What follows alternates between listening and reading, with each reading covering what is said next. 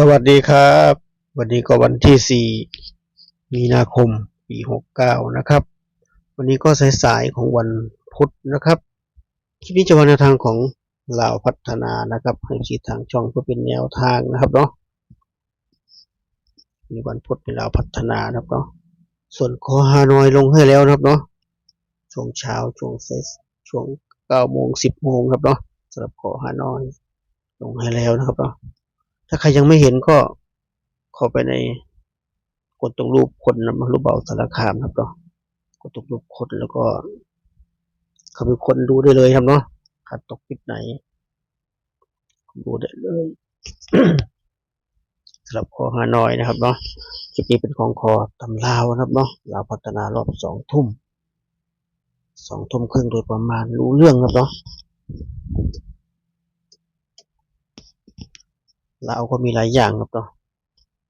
ไม่ใช่มีเฉพาะลาวพัฒนามีหลายอย่างลาวโน่นนี่นั่น4-5ฮานอยอย่างน้อยๆครับเนาะไม่ต่างกับลาวพัฒไม่ต่างกับ4-5ลาวพัฒนานะครับเนาะพูดผิด4-5ลาวไม่ต่างจากฮานอยก็5-6-7-8ฮานอยครับเนาะไม่ต่างกันนะครับเนาะเยอะมากของเราเน้นไปที่ถ้าเป็นฮานอยก็รอบสามรอบครับเนาะ5 โมงถึงทุ่มเป็นลาวพัฒนาก็รอบ2 ทุ่มนะครับเนาะก็วันนี้ก็เหมือนเดิมครับเนาะไม่อยากคลิปสุดเหมือนเช่นเคยครับเนาะก็คลิปพามาชมธรรมชาติสวยๆเหมือนเดิมครับเนาะพาน้องนมาเที่ยวที่อุดรนะครับเนาะมาทำธุระนะครับเนาะทำธุระเสร็จก็แวะพาน้องนแวะปั่นจักรยานออกกำลังกายที่หนองประจักษ์ครับเนาะยานออกกำลังกายรอบหนองประจักษ์กว้างมากครับเนาะเช่า40 บาท30 บาทปั่นรอบบริเวณจนเดือยครับเนาะกว้างมากบรรยากาศดีมากครับเนาะไม่น่าเชื่อว่าใจกลางจังหวัดกลางเมืองจะมีหนองสวนสาธารณะที่ใหญ่ขนาดนี้ครับเนาะคนวิ่งออกกำลังกายเยอะนะครับเนาะทั้งวิ่งทั้งปั่นจักรยานครับเนาะสูดอากาศบริสุทธิ์ถือว่ามาเที่ยวก็ได้เดินทางก็ได้ตัวเหมือนเดิมครับเนาะมันทุกครั้งทุกคลิปนะครับจะได้ไม่เบื่อครับเนาะอยู่ด้วยกันไปเป็นเพื่อนกันนะครับมีครบเวลานะครับเนาะพูดง่ายๆไม่ต้องใจร้อนใจเย็นๆครับเนาะทำตามกฎเขาครับเนาะไม่ว่าช่องไหนเหมือนกันหมดครับเนาะเหมือนกันหมดหนีไปอยู่ช่องไหนก็คล้ายๆกันหมดเพราะเขาทำตามกฎครับเนาะว่าเขาก็ไม่ได้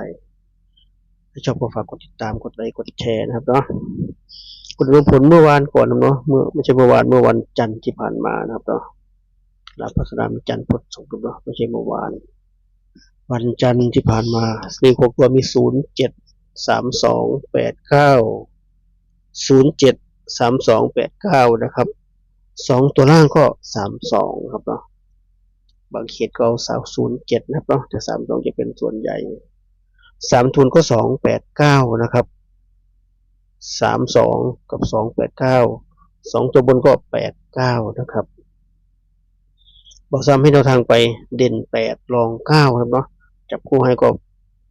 84 83 82 81ครับเนาะ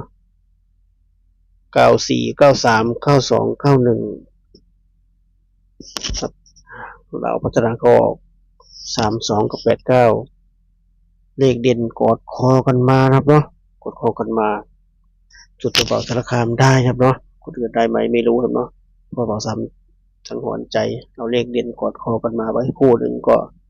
หลอดตัวไปครับเนาะกำไรนิดหน่อยบางก็ย้ำนะต้องซื้อให้ติด2 ตัวดีไว้ก็ถ้าไม่พลาดมีลุ้นแน่นอนก็เป็นไปตามคาดครับเนาะมาทั้ง2 ตัวเลยกอดคอกันมาทั้ง8และ9ครับเนาะทั้ง8และ9เลยฮานอยลาวพัฒนาจะมีอยู่เรื่อยครับเนาะเลขเด่นกอดคอกันมาสำหรับของเบาสารคามครับเนาะอาจจะไม่ใช่ทุกงวดครับเนาะก็มีเห็นอยู่เรื่อยครับเนาะมีเห็นอยู่เรื่อยก็หลอดตัวไปครับเนาะใครมีทุนก็อยากจะให้จับกอดคอกันไว้ครับเนาะเลขเด่นถึงจะไม่มาทุกงวดแต่ก็มีเห็นอยู่เรื่อยนะครับเนาะมีเห็นอยู่เรื่อยก็วันนี้ก็เหมือนเดิมครับเนาะส่งจดไว้นะครับส่งจดเราแคปก็เราแคปเหมือนเดิมก็ซื้อให้จิต2 ตัวนี้ไว้อีกเหมือนเดิมครับเนาะทำไมผิดพลาดมีลุ้นอีกแน่นอนนะเนาะทำไมผิดพลาดจิต2 ตัวนี้ไว้นะครับเนาะถ้าไม่ชอบที่เราทำจับคู่ให้นะครับเนาะก็อย่างที่บอกไว้ประจำหามีเลขเด็ดเลขเด่นจากไหนก็แล้วแต่ที่หามาได้หรือว่าทำเองเป็นก็มาประกบ2 ตัวนี้ไว้ครับเนาะ ถ้าอะไรผิดพลาดมีลุ้นแน่นอนนะครับเนาะมีลุ้นแน่นอนถึงผิดก็ผิดน้อยแล้วที่ผ่านมาผิดน้อยนะครับเนาะทั้งหมดต่อไปไม่รู้ว่าจะเป็นยังไงจะผิดหรือเปล่าที่ผ่านมาผิดน้อยเนาะอย่างน้อย10 งวดเราต้องเข้าสัก6 งวดครับเนาะเลขเด่นเลขติดครับเนาะใครมีทุนรูดสบายเลยเนาะรูดสบายเลยบอกสักคำไม่รูดครับเนาะไม่รูดไม่วิ่งครับเนาะเจาะอย่างเดียวครับสารคามทุนไม่เยอะนะเนาะไม่ได้รูดครับเนาะเจาะอย่างเดียวก็จับตัวเด่นกอดคอกันไว้เป็นบางงวดเนาะไม่ใช่ทุกงวดงวดไหนตังหิดใจก็จับประกบไว้เนาะก็วันนี้ก็ติด2 ตัวไว้เนาะคือเด่น1รอง2ครับเนาะวันนี้เด่น1รอง2ติด2 ตัวนี้ไว้เนาะติด2 ตัวนี้ไว้จับคู่ให้ก็13 14 15 16 23 24 25 26ทวนอีกครั้งนะครับลาวพัฒนาวันนี้เด่น1เด่น2นะครับจับคู่กัน13 14 15 16 23 24 25 26นะครับ8 คู่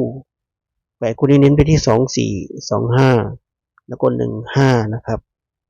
24 25 15เน้นให้3 คู่นะครับเนาะก็มาที่ชุด3 ตัวแล้วก็มีลุ้น4 ชุดเหมือนเดิมเหมือนเช่นเคยนะเนาะชุด3 ตัววันนี้ก็มี8 2 4 8 2 5 7 1 5 7 1 4นะครับ4 ชุดนี้เน้นไปที่8 2 4 8 2 5ก็7 1 5นะครับ4 ชุดเน้นให้3 ชุดนะเนาะเหมือนเดิมฮานอยเราพัฒนาชุด3 ตัวมี4 ชุดนะครับชุด3 ตัวก็ประมาณนี้ครับเนาะก็ครบถ้วนนะครับสำหรับทางของเราพัฒนาวันนี้วันพุธแล้วก็วันพุธที่4 มีนาคมปี69นะครับเราพัฒนาจัดไปเนาะบางคนก็จัดเราพัฒนาอย่างเดียวนะเนาะรุ่นเราพัฒนาอย่างเดียวเลยบางคนก็รุ่นฮานอยอย่างเดียวครับเนาะบางคนรุ่นรัฐบาลอย่างเดียวเนาะบางคนแต่บางคนได้หมดนะเนาะบอกสารคามคนหนึ่งได้หมดเลยทั้ง3 อย่างเลยเนาะคนชอบลุ้นคนชอบเสี่ยงโชคครับเนาะจัดหมดเลยบอกสารคามคนชอบลงทุนชอบลุ้นชอบตื่นเต้นครับเนาะคนรัฐบาลไทยก็รอไปก่อนครับเนาะรอไปก่อนประมาณ2 อาทิตย์โดยประมาณครับเนาะตอนนี้ก็หาข้อมูลไปก่อนนะครับสำหรับคอรัฐบาลไทยนะครับเนาะรอนานหน่อยครับเนาะแต่คอฮานอยคอตำราก็สบายเนาะมีลุ้นอยู่เรื่อยครับเนาะมีลุ้นอยู่เรื่อยประมาณนี้นะครับเนาะก็เหมือนเดิมครับท้ายคลิปสำหรับที่งบน้อยก็อย่างที่บอกไว้ครับเนาะตัวนี้นะครับ24 25 15นะครับเนาะจัดไปประมาณนี้ฝากไว้แค่นี้นะครับเจอกันคลิปหน้าคลิปนี้ก็สวัสดีครับ